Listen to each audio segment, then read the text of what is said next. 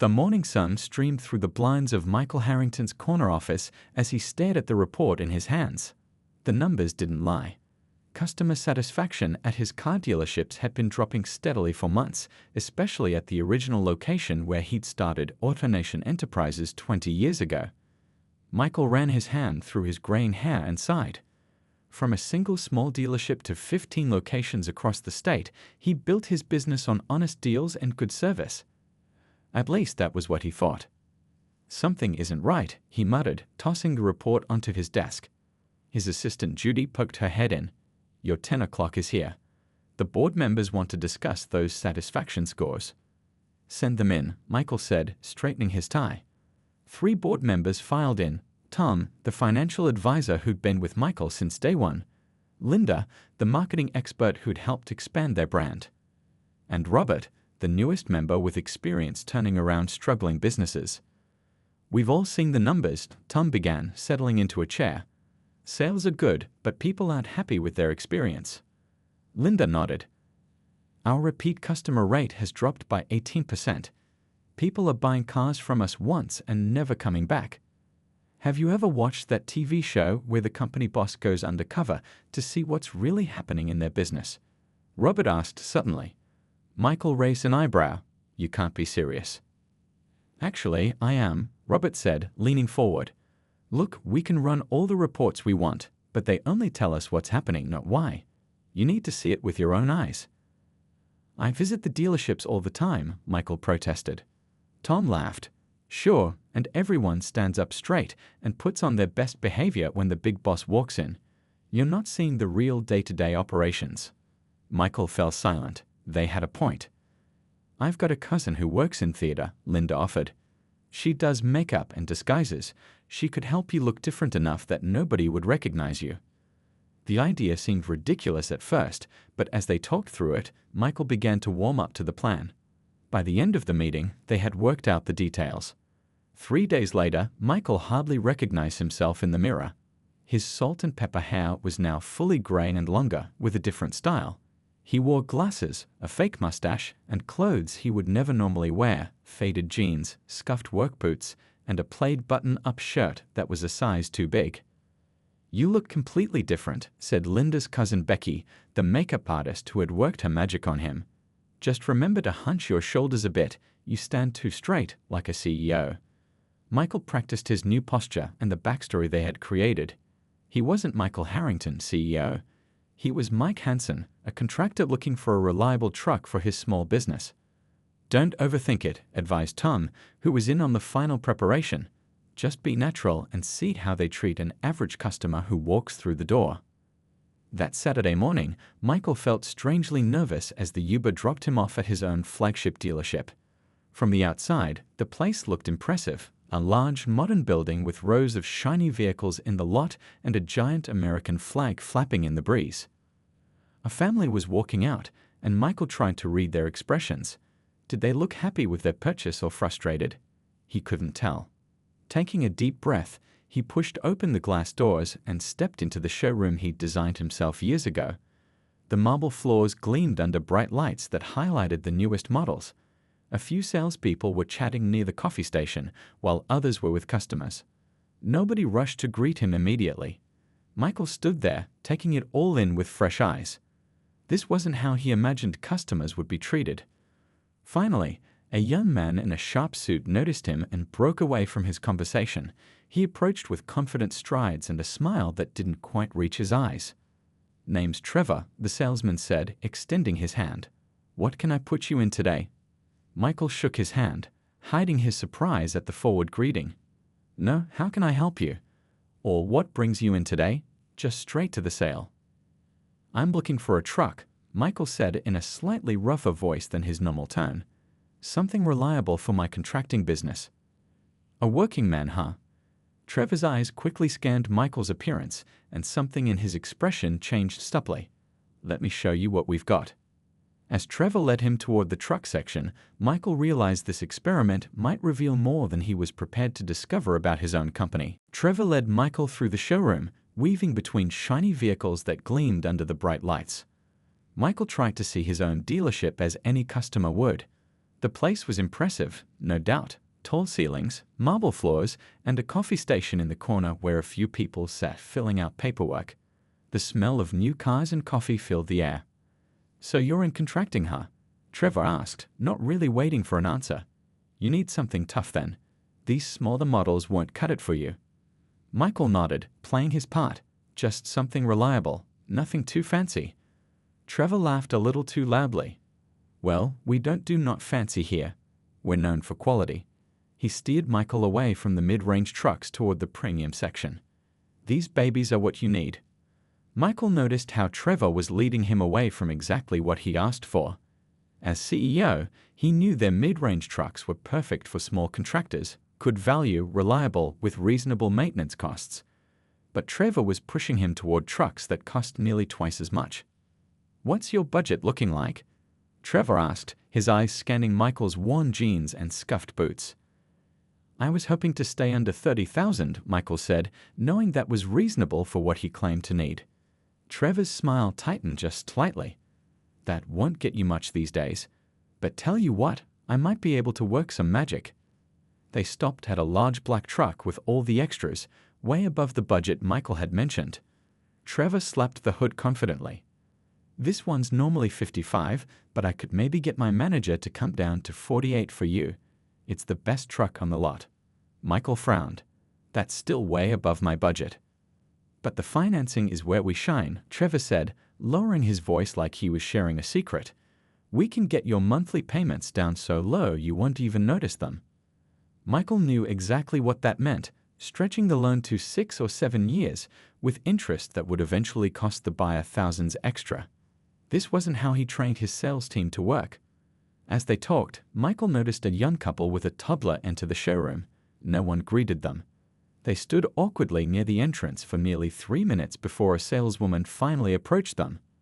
"Let me think about this one," Michael said, trying to watch what was happening with the couple. "Think about it?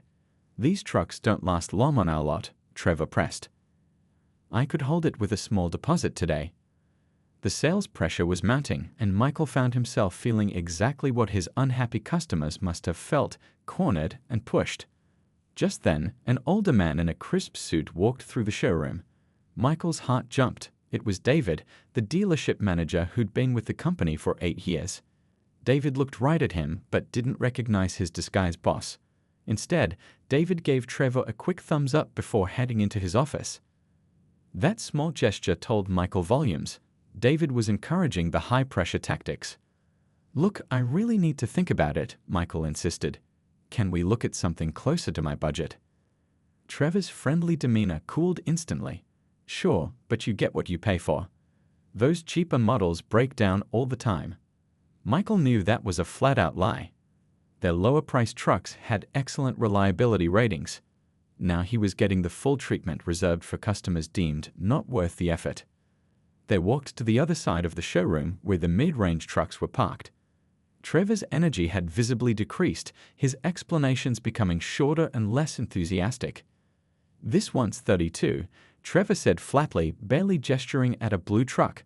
"Basic features, nothing special."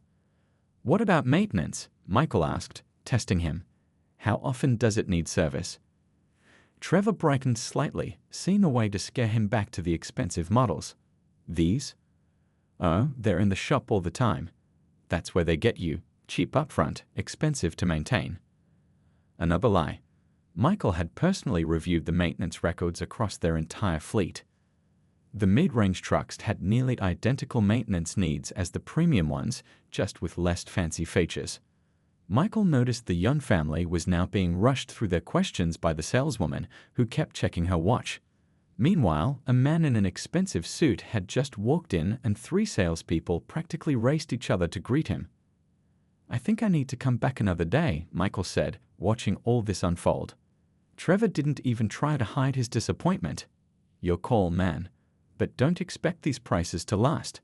He handed Michael a card with barely concealed indifference. "Call me if you get serious about buying." As Trevor walked away to approach a better-dressed customer, Michael stood in the middle of his own showroom feeling like a stranger, and not a particularly welcome one. Michael didn't leave the dealership right away. Instead, he wandered back toward the coffee station, helping himself to a cup while watching the sales floor. The free coffee was something he'd insisted on years ago, a small touch to make customers feel welcome. At least that policy was still in place. He noticed Trevor had already forgotten about him, now eagerly showing the premium trucks to the well-dressed man who'd just arrived. The difference in his body language was striking, all smiles and enthusiasm compared to the cold shoulder Michael had received moments earlier. Taking his coffee, Michael moved to a small seating area where brochures were spread across a table. He picked one up, pretending to read while actually listening to nearby conversations. A couple in their 50s sat nearby with a salesman named Greg, reviewing paperwork. "So the total comes to $36,540, Greg was saying. "That includes the extended warranty I strongly recommend." The husband frowned. "We were quoted $32,000 on the phone yesterday." "That was the base price," Greg explained smoothly. "This includes our protection package, paint sealant, undercoating, interior protection, all essential for maintaining value." Michael sipped his coffee to hide his reaction. Their protection package cost the dealership about $200 to apply, but was being sold for over $3,000. Worse, it was being presented as mandatory when it was completely optional. The wife leaned forward. "Can we get it without those extras?" Greg's smile never wavered. "I wouldn't recommend it. Without the protection package, your warranty coverage is reduced. Plus, these treatments have to be applied before you take delivery. It's much more expensive to add later." Another lie. The warranty had nothing to do with these add-ons. Michael felt his stomach tighten. This wasn't just Trevor, it was happening throughout the dealership. He set down his coffee and moved toward the truck section again, this time approaching a different salesperson, a woman named Beth who'd been with the company for at least 5 years. "I'm looking at trucks," Michael said. "Something reliable for my contracting business." Beth smiled, but it seemed forced. "Any particular model catch your eye?" "What can you tell me about the maintenance on the mid-range models?" Michael asked, testing her. "They're pretty standard," Beth began honestly. Then she glanced toward David's office door and added, "But I'll be straight with you. They do need more frequent service than our premium line. Our mechanics see them all the time." Michael knew this was false.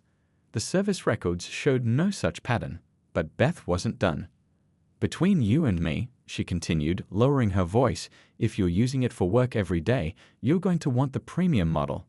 They're practically indestructible." As she led him toward the same expensive trucks Trevor had pushed, Michael noticed David watching from his office doorway, nodding approvingly at what he was seeing. "What about financing?" Michael asked, wanting to see how far this went. Beth brightened. "That's where we really shine. We have special rates this week that you won't find anywhere else." She leaned closer. "And between us, the banks we work with don't look too closely at credit history. We can get almost anyone approved." Michael felt a chill.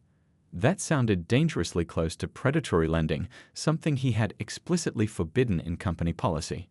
Just then, an elderly man entered the showroom, looking confused. Michael watched as David emerged from his office and whispered something to Trevor, who then approached the older gentleman. "Can I help you, sir?" Trevor asked. "I got a letter saying there was a recall on my car," the elderly man explained, showing a piece of paper. "Said to come in right away." Michael frowned. His company didn't send recall notices, manufacturers did. Trevor glanced at the paper. "Oh yes, the safety recall. Let's check your vehicle. It might need some important updates while we address the recall." Michael decided to approach Trevor again, testing just how far the salesman would go. He spotted him near the luxury SUVs, talking to a woman who seemed interested but hesitant. Michael stood nearby, pretending to examine a vehicle while listening in. "This model has the best safety rating in its class," Trevor was telling her. "If you've got kids, you can't put a price on that peace of mind." Michael knew that wasn't true. The model Trevor was pushing had a good safety rating, but it wasn't the best in its class, not even close. 2 competing brands had higher ratings, and even within their own lineup, a less expensive model had better safety features. The woman seemed concerned about the price. "It's about $10,000 more than I planned to spend." "Look," Trevor said, lowering his voice, "I'm not supposed to tell customers this, but between us, The prices on these are going up next week.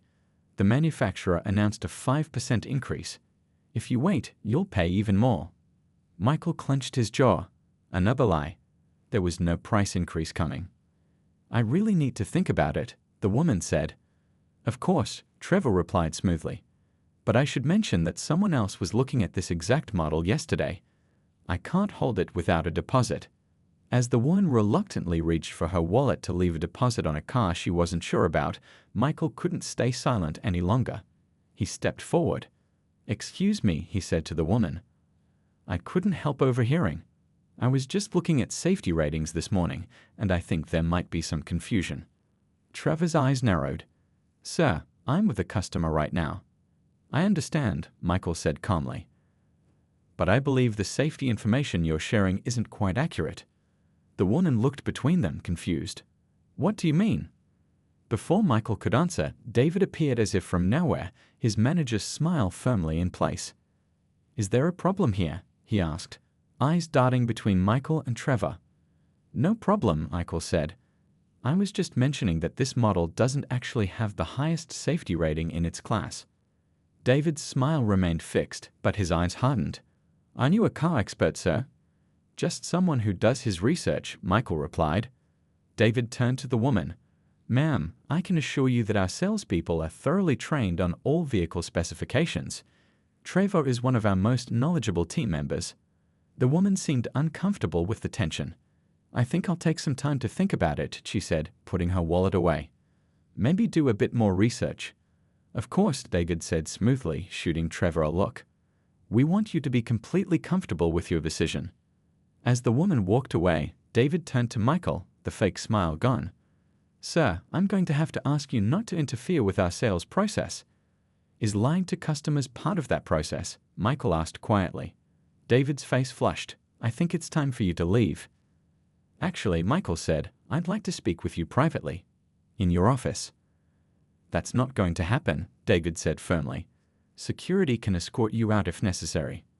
Michael was about to reveal his identity when he noticed an elderly couple being led through the showroom by another salesperson. The white-haired man was using a cane, and his wife held tightly to his arm. They looked excited, clearly there to make a significant purchase. "This is our top-of-the-line model," the salesperson was telling them.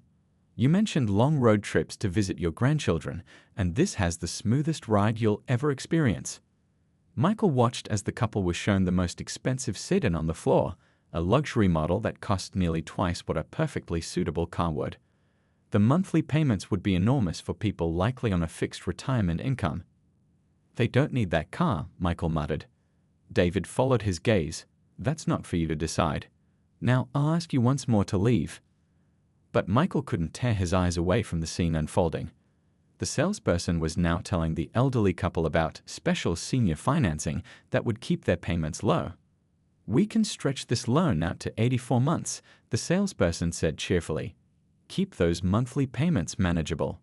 7 years. Michael felt sick.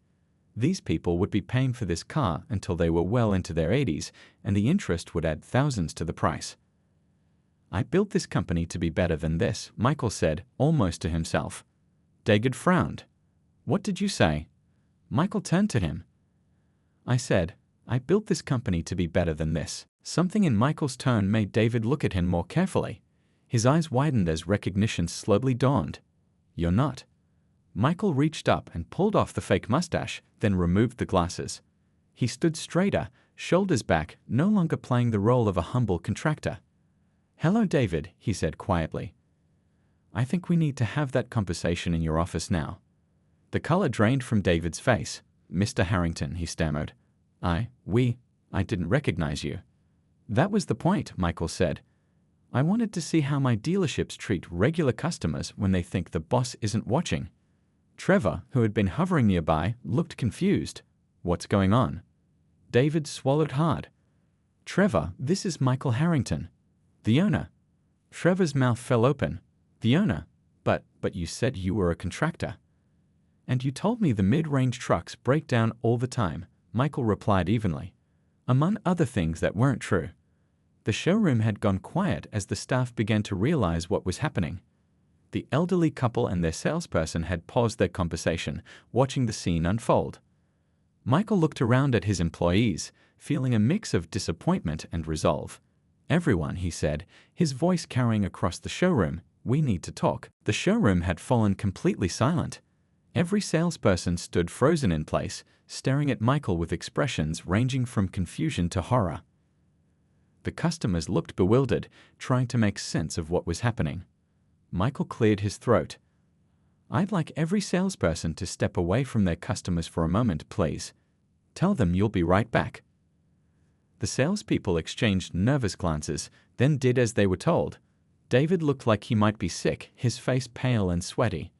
"Now," Michael continued, his voice controlled but firm, "I'd like all staff to gather around, please."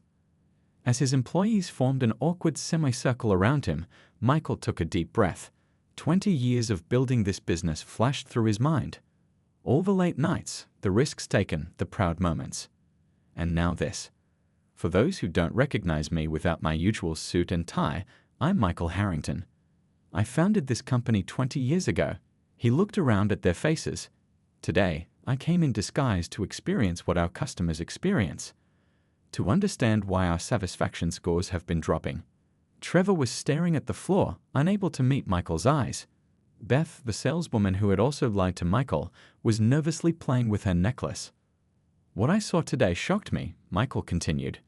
"I was lied to about vehicle reliability. I was pushed toward cars I specifically said were outside my budget.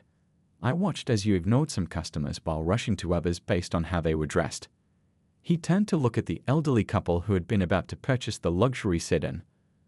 "I saw vulnerable people being guided toward financial decisions that would hurt them in the long run." The old man with the cane looked confused. "What do you mean?" Michael walked over to him. "Sir, may I ask what vehicle you were considering?" "The Luxury Plus model," the man said proudly. "We've been seeking for years. Our old car is 15 years old." "And what monthly payment were you discussing?" The man's wife answered, "About $450 a month. That's what we can afford on our pension." Michael nodded. "And how long is the loan term they offered you?" 7 years, the man replied, 84 months. Michael turned to face his staff again. This couple would be paying for this car until they're in their mid-80s. The interest alone would add thousands to the price. He looked directly at the salesperson who had been helping them. "Did you explain that?" The salesperson shifted uncomfortably. "We discussed the monthly payment." "But not the total cost," Michael finished for him. "Not the fact that they'd be paying nearly $20,000 more than the car is worth after interest." He turned back to the couple. "There are models in our lineup that would serve your needs perfectly without the burden of such a long loan. Models with excellent reliability and comfort, but without the unnecessary luxury features that drive up the price." The wife looked at her husband. "Maybe we should look at those instead." "I'd be happy to show you myself," Michael said kindly, before turning back to his staff. "This is not who we are. This is not why I built this company." He looked at Trevor. "I didn't create AutoNation Enterprises so salespeople could lie about our vehicles to make bigger commissions." Trevor's face flushed red with shame. Michael turned to the manager. "And David, I didn't hire you to create a culture where customers are valued based on what they wear or how much they might spend." David tried to speak. "The market is competitive. We need it to boost sales. The quotas." "The quotas I set were for customer satisfaction, not just sales numbers," Michael cut him off. "You chose to ignore that." The showroom remained silent as Michael's words hung in the air. He noticed the woman Trevor had been pressuring earlier was still there, watching everything unfold with wide eyes. "Ma'am," Michael said to her, "I owe you an apology.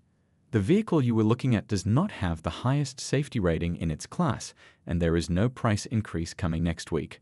Those were tactics to pressure you into making a decision today." She looked stunned. "So he was lying to me?" "Yes," Michael said simply, "and that stops today." He turned in a slow circle, making eye contact with each employee. "Some of you have been here for years. You know what this company is supposed to stand for. Somewhere along the way, we lost sight of that." Beth raised her hand tentatively. "Mr. Harrington, in our defense, the sales targets kept going up. We were told to do whatever it takes to close deals." Michael nodded. I understand the pressure you've been under, but whatever it takes should never include dishonesty. He walked to the center of the showroom, where his company's logo was embedded in the floor, a symbol of everything he'd built. Starting right now, things change.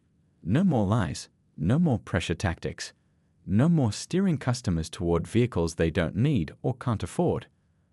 But what about our commissions? Trevor blurted out, immediately looking like he regretted speaking. A fair question, Michael replied. Our commission structure will change too. We'll reward customer satisfaction and honest service as much as sales numbers. He turned to David. In my office, now. As David followed him toward the back, Michael paused and addressed his staff one more time. The rest of you, take an hour. Think about what kind of company you want to work for. Think about how you want your own parents or grandparents to be treated when buying a car. When you come back, we'll talk about our path forward. He looked around the showroom at the customers who had witnessed everything. To our valued customers, I apologize for the interruption and for any misleading information you may have received today. Everyone will receive an additional 10% discount on their purchase, and my personal guarantee that from this point forward, your experience with us will be based on honesty and respect. As he turned to leave with David, Michael spotted Tom, his financial advisor, standing near the entrance with a smile on his face. They exchanged a quick nod. The undercover mission had revealed more than either of them expected, but now came the hard part, fixing what was broken. Michael shut the door to David's office and took a deep breath. The office was exactly as he remembered it from his last visit 3 months ago. Awards on the wall, family photos on the desk, a view of the car lot through large windows. But now everything looked different to him. Sit down, Michael said quietly. David sank into his chair, his usual confidence completely gone. Mr. Harrington, I can explain. Michael held up his hand. Before you start, I want you to know that I've heard every possible excuse already. Sales targets, competitive market, pressure from above. He sat down across from David. None of that explains why you've allowed, no, encouraged, a culture of dishonesty in my dealership. Outside the office window, Michael could see the sales floor. Tom was talking with some of the customers, likely explaining the unusual situation. The salespeople stood in small groups, whispering among themselves. It wasn't always like this, David said, his voice barely above a whisper. When I started here, we really were different, better. What changed? Michael asked. David hesitated, then seemed to realize honesty was his only option now. About 2 years ago, Peterson Motors opened across town. Their prices were lower, and they were stealing our customers. Our numbers dropped for 3 straight quarters. Michael remembered this. He'd been concerned, but had told his managers to focus on service quality, not price wars. I panicked, David continued.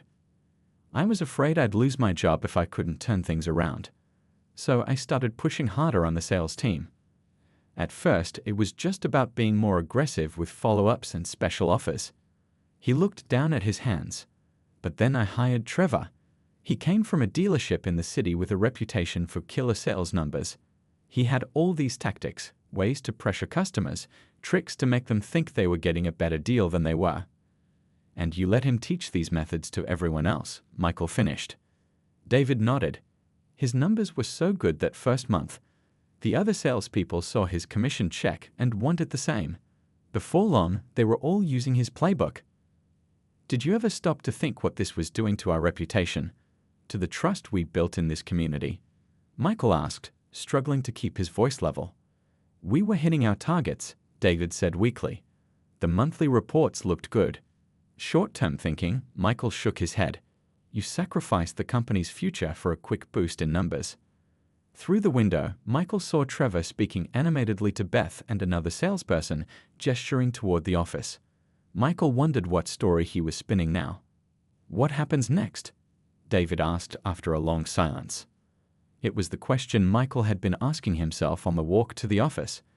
20 years of business had taught him that leadership decisions were rarely black and white. That depends, Michael said, leaning forward. I have 2 questions for you, and I need complete honesty. First, did you believe what you were doing was wrong? David met his eyes for the first time. Yes, he admitted. I knew it wasn't right, but I convinced myself it was necessary. Michael nodded. Second question. If you could keep your job, would you be willing to completely change how this dealership operates? Would you commit to rebuilding what we've lost? You're not firing me? David asked, surprised. I haven't decided yet, Michael said honestly. I'm trying to understand if you're part of the problem or potentially part of the solution. David straightened in his chair. Mr. Harrington, I know I messed up badly. But this place, these people, they're like family to me. If you give me the chance, I'll work harder than anyone to fix this. Michael studied the man's face, looking for sincerity. He'd always been good at reading people, a skill that had served him well in business. It won't be easy, Michael warned. Some of the salespeople won't adapt to the new way of doing things.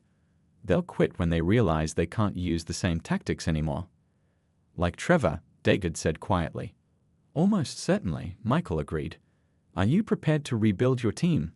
To enforce strict ethical standards even if it hurts our numbers temporarily? David nodded slowly. Yes, I want to make this right. Michael stood up and walked to the window, watching the showroom floor where customers were still waiting, employees still whispering. His company's reputation, his life's work, hung in the balance. Here's what's going to happen, he finally said, turning back to David. You're on probation for 90 days. During that time, you'll work directly with me to implement new policies, retrain the staff, and rebuild customer trust. He took a small notebook from his pocket and began writing. First, we're changing the commission structure immediately. Quality surveys and repeat business will count as much as initial sales. David listened intently as Michael continued. Second, we're implementing a no-line policy with serious consequences. One strike and you're out. That's going to scare some people, David said. Good, Michael replied firmly. Those aren't the people we want anyway. He finished writing and handed the notebook to David. These are your priorities for the next week. Review every active deal in the pipeline and fix any that involve deception. Contact recent customers and offer them fair adjustments if they were missold. And prepare for a complete staff retraining starting Monday. David took the notebook, his hands slightly shaking. I won't let you down again. This isn't just about me, Michael said. It's about doing right by our customers and building a business we can be proud of. He checked his watch. The hour is almost up. It's time to address the staff again. Are you ready to stand beside me and announce these changes? David stood up, straightening his tie. Yes, sir. I am. As they walked toward the door, Michael put his hand on David's shoulder. Remember, David, second chances are rare in business. Make this one count. 6 months later, Michael stood in the same showroom, watching as a young couple shook hands with one of his salespeople after signing their paperwork. The customers were smiling, genuinely smiling, not the forced kind that comes from relief that a high-pressure sales experience is finally over. They look happy, said Tom, who had stopped by to see the changes firsthand. They should be, Michael replied. They just got a fair deal on exactly the car they needed, not the most expensive one we could push them into. The dealership looked different now. Gone were the aggressive sales posters with their bold ACT now, warnings and limited time only offers. Instead, the walls featured actual customer testimonials and clear information about vehicle features and financing options. The numbers came in yesterday, Michael said, guiding Tom toward the customer lounge that had been expanded and improved. Customer satisfaction is up 32%. Our repeat business has doubled, and our online reviews have gone from 2 stars to 4.5. What about sales? Tom asked, always the financial advisor. Michael smiled. Down at first, just like we expected. But for the past 2 months, they've been climbing steadily. We're almost back to our previous levels, but with much healthier customer relationships. They'd passed the office that still belonged to David. Through the glass, they could see him mentoring a new salesperson, reviewing paperwork together. I have to admit, I was skeptical about keeping him, Tom said. How's he working out? Better than I expected, Michael replied. Once he understood I was serious about the changes, he became their biggest champion. He's especially good at identifying when salespeople are slipping back into old habits. As they continued their walk, Michael greeted employees by name. The atmosphere was noticeably different, more relaxed but also more professional. Nobody was huddled in corners trying to figure out how to squeeze another $1,000 from a customer. "What happened to Trevor?" Tom asked. "Gone the first week," Michael said. "He couldn't adapt to not being able to use high-pressure tactics. Last I heard, he was working at a dealership on the other side of town." He shrugged. "Their loss." They reached the service department, which had also seen major changes. A large screen displayed real-time updates on vehicle repairs, with transparent pricing clearly visible to waiting customers. "Remember that elderly couple who almost bought the luxury sit-in?" Michael asked. Tom nodded. "The ones who would have been paying it off into their 80s. They came back a week later," Michael said. "Ended up with a mid-range model that had all the safety features and comfort they wanted, at a price they could afford with a reasonable loan term. They've already sent us 3 of their friends." A service technician approached an older man waiting in the lounge. "Your car just needed an oil change and filter, sir. Nothing else was wrong." Michael smiled at the exchange.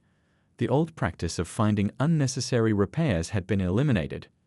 Now, technicians received bonuses based on customer satisfaction, not on how many extra services they sold.